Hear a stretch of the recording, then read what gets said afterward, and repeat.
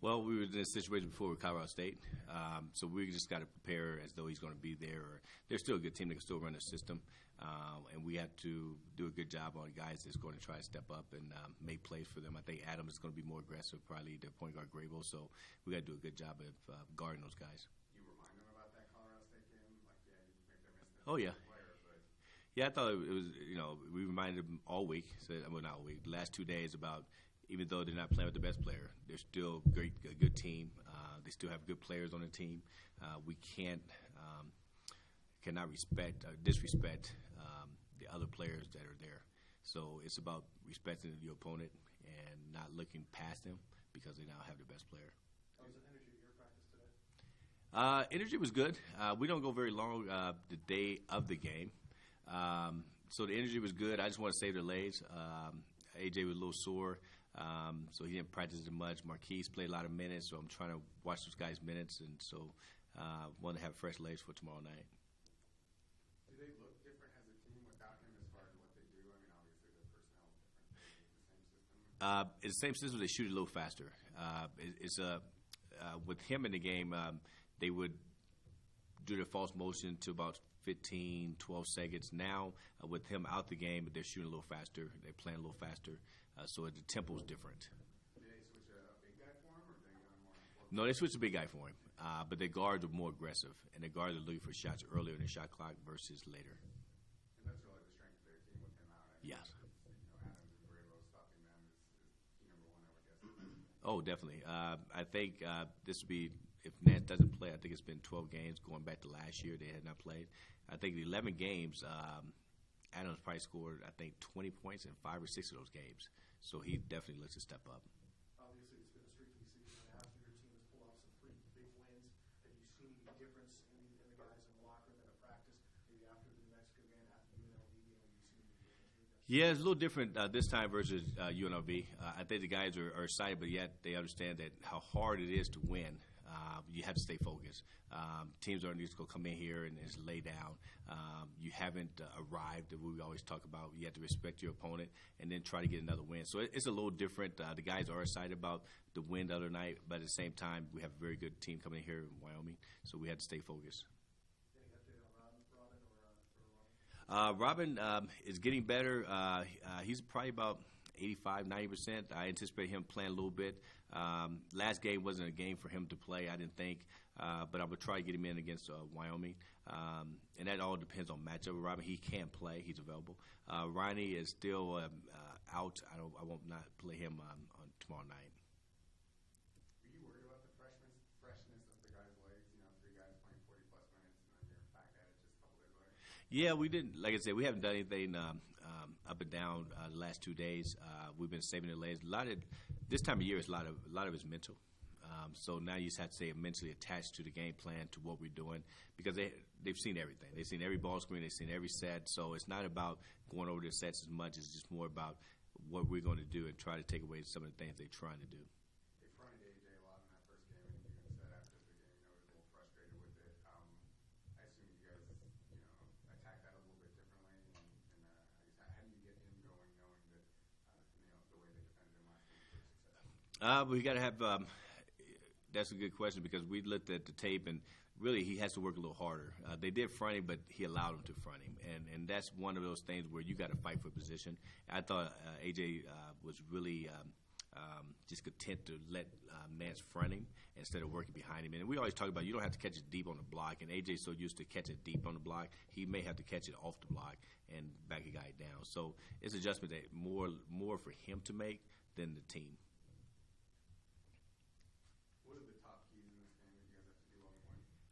Well, they did a great job of rebounding the ball against us. We didn't get a lot of offensive rebounds. We got to go to the glass. Defensively, we have to get back in transition because they are shooting faster, and we have to contain the guards this game versus last game we had to contain Nance. You feel like Marqueze has finally found his groove and is ready to be a little bit more consistent, or does he have to string together a few more games before you can truly count on what you're going to get from him every game? I think he has to string together a few more games. I think what he did last game, he did very well, was finish at the basket. He had 10 attempts, and he made 7 field goals. And I think probably 5 or 6 of those were inside the paint. So if he can continue to do that, I think that's what we're looking for, just consistency. I don't want him to be 2 for 11 tomorrow night. Then you kind of keep going up and down. So if he can continue to be aggressive, continue to complete the play at the basket, I think he will get into that role and get in a rhythm where we expect him to be. The first 10 games in Mountain West play, he really didn't turn the ball over at all, but he also wasn't making a ton of plays. I mean, is that kind of something you have to live with? Is, press the action. If you turn it over, 3 times, 4 times a game, as long as you're making 10 plays for us. Yeah. Well, it's about being aggressive. It's about there's a different type of turnover. We talk about that. There's turnovers where you're just kind of lazy and just throwing it, but then there's turnovers that you're trying to make a play and the defense makes a great play. There's a difference in the turnovers of being aggressive, and I think when he doesn't turn it over, he's been very conservative. And like you're saying, it's kind of a mix there. You're going to make some plays, but you may turn it over trying to make plays. I think Tyron Criswell's in that boat. I mean, he had turned the ball over, but at the same time, he makes more plays than he turns it over. So you have to stay aggressive. Do you think that his performance Saturday night, Marquise, do you think that helps him moving forward? I mean, how big is that for his confidence? Oh, it's huge. Playing against New Mexico, team that's won the league last 4 years, team that we had not beaten. For him to play at a high level, I think it's big for his confidence. And again, he has to string together a couple of games and keep that confidence very high and not go backwards. And that's the thing we talked about is you have to push forward. Every game's different, so you're not going to score 24 points probably, but your number's still going to have to be good. I mean, you're going to have to score double digits. You got to take care of the ball, so you're still going to have an impact on the game, and that's what we're looking for. I mean, obviously, it's been kind of an up and down year for him. I mean, he came out of the starting lineup there for a couple of games.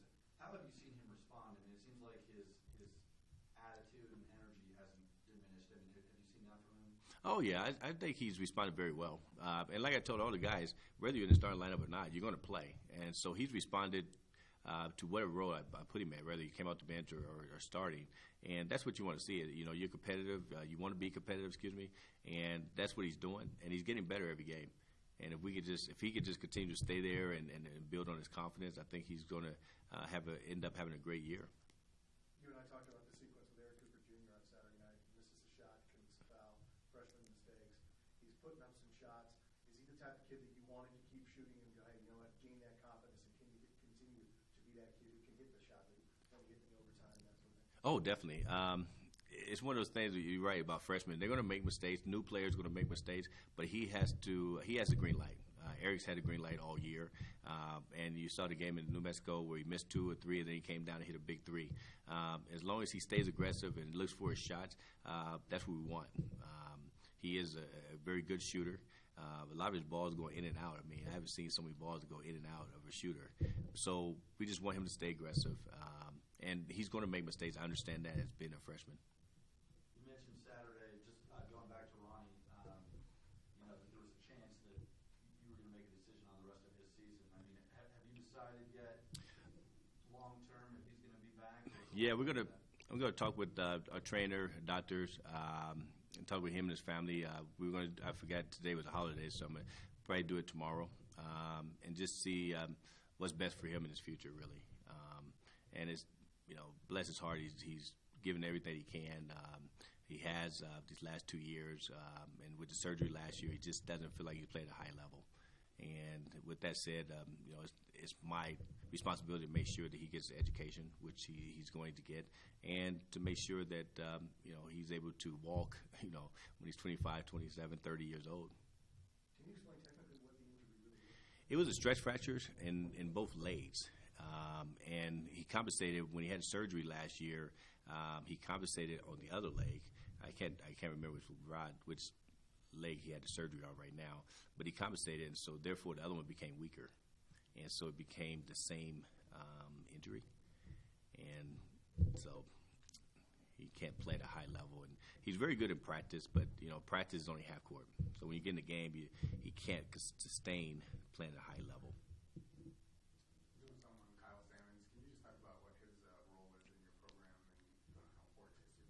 Oh, his role is very important. He's kind of behind the scenes, but our strength and conditioning coach, to get the guys bigger, stronger, faster, nutrition. So he's got a couple of hats that he wears. The guys like him a lot. They respect him. That's something that we need, and we definitely needed in the past. And now we have him full time, which helps our basketball program.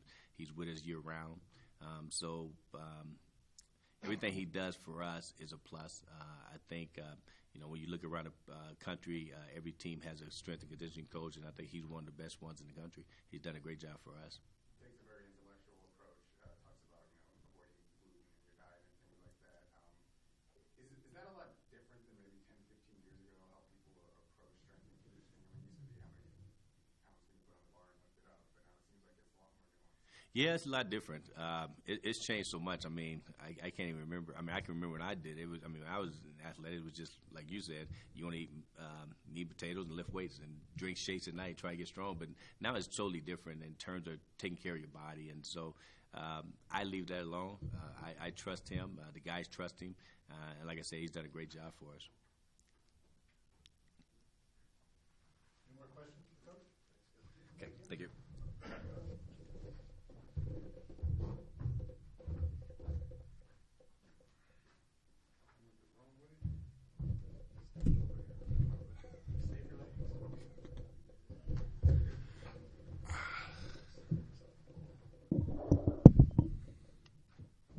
Questions for AJ? With no Nance out there, are you saddened by that at all? Yeah, I'm actually very disappointed. I was looking forward to playing against him. The last 3 times I've played against him, it's been fun games, and like I've said before, I like going against the top competition, player of the year candidate, somewhere where I want to be. So yeah, it's disappointing. Any area you guys can potentially take advantage though with him being Oh yeah, of course. I mean, there's downside for me in that respect, but for us, it is a whole different team. We felt like we were very close to winning that game with him there, and without him, it's definitely makes it harder for them to play against us. Do you go back to the Colorado State game and say, maybe they didn't see their best player like Colorado State was? But Yeah. still big. The Colorado State game, I think they played way different. I think we would have been better in the game had he been there, because they probably would have been going to them and not shooting and making 1,000 threes like they did. So Now what's the key to stopping them on defense? I mean, it seems like their guard play is still very strong. Oh yeah, their guard play is definitely big. They have one of the best free throw shooters. They have Adams, who's just coming off a 26-point game. So yeah, they have some good players. What do you think the mindset of this team is after getting a really good win at home on Saturday? We're just looking to make that step forward. We've had games where we have a really good game, but we can't get past putting together a bunch of wins. But we want to try to do that here. Yeah. Get a W. Marqueze Coleman had a career high on Saturday night, and he's really aggressive. I mean, how big was that for you guys when he's able to finish at the rim and put up those types of numbers? It was huge. He's our team captain. To get that much production out of him was great for our team. Just for him down the stretch to single-handedly bring us back in the game was great. Any more questions?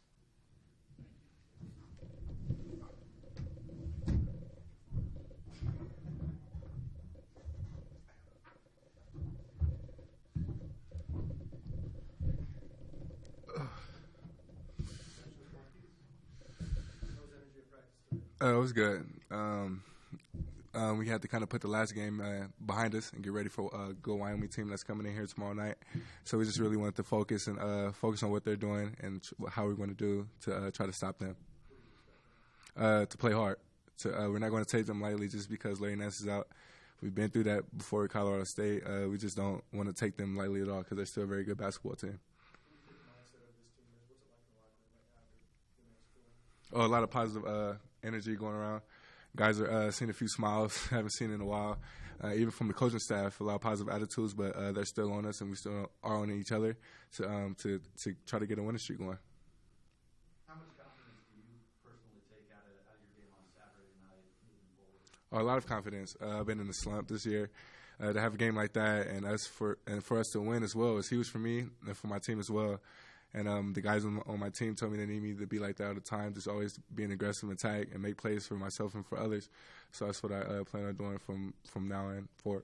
It's certainly been kind of an up and down year, and you had to deal with going in and out of the starting lineup. I mean, how have you been able to kind of keep a level head and keep a positive attitude? I would say a maturity aspect. I feel like I've grown from my freshman year to now, and when that happened, I just wanted to keep my head and just play because I know my number is still going to be called, and I feel like that's all I would have to do personally wise when that happened was just keep a level head, like you said. Obviously, Eric German is a kid that has never seen a shot that he doesn't like. What kind of advice are you giving him as a true freshman coming in who's been put into a pretty big role? Shoot the ball. Simple as that. Kid could really shoot the lights out, and going into halftime, I think he was 1 for 9, and I told him, Eric, shoot the ball. We're going to need you to hit some threes, and then that's exactly what he did in the second half, and that's what we're going to need him to do pretty much every single night. He cannot be gun shy, so I want him to always shoot the ball. How would you describe this season for you? Yeah, a lot of up and downs. Definitely could be playing better, but I mean, I still have a lot of room to improve, and we still have a long season left, and I feel like I can always improve and just pick up my season from now on, and that's what I plan on doing. When you didn't start against Fresno State, were you upset? Was it kind of a wake-up call? I guess how did you react to that? Kind of wake-up call. I had a meeting with the coaches, and they wanted to see how I would respond, and I felt I did an okay job responding and played 31 minutes and was pretty productive. So that's pretty much what they wanted to see out of me.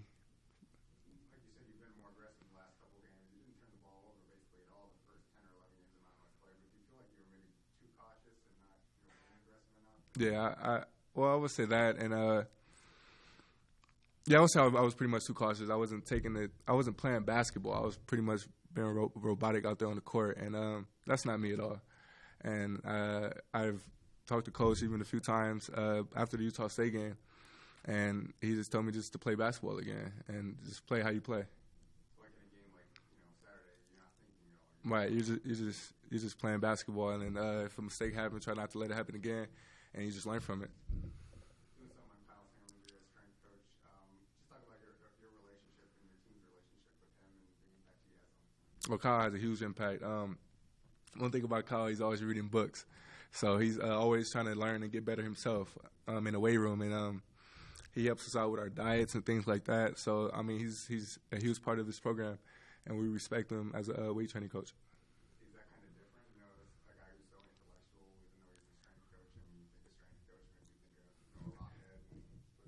Yeah, because I know in high school all we did was bench press and stuff like that. When I got to college, I had Lamb first my freshman year, and then Kyle came, and that's when it all hit me with all these bands and stuff.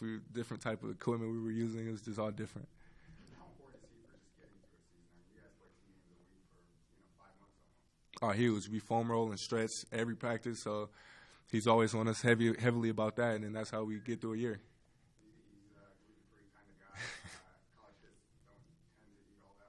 Has that been a hard sell to the guys on the team, or do they really embrace the nutritional aspect of things? It's kind of hard.